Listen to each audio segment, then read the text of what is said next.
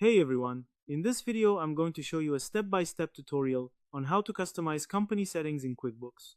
If you're using QuickBooks but haven't customized your company settings, you're basically working with a generic setup, and that can lead to mistakes, confusion, and unprofessional outputs like invoices with missing or incorrect details.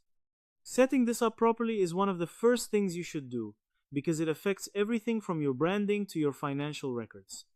Start by opening QuickBooks and logging into your account. Go to the top right corner and click on the Settings icon. From the drop-down, click Account and Settings. This will open your main configuration page. Inside Account and Settings, you'll see your company info.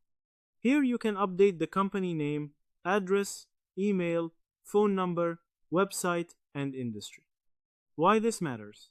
This is your business identity inside QuickBooks.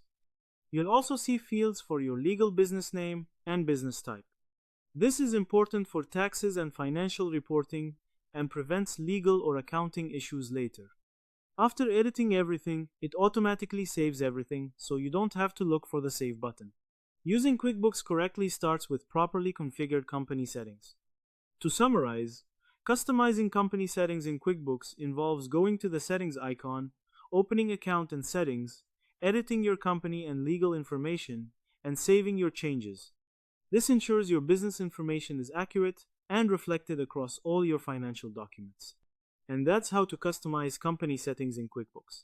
This might seem like a basic step, but it's actually one of the most important foundations for everything you'll do in the platform.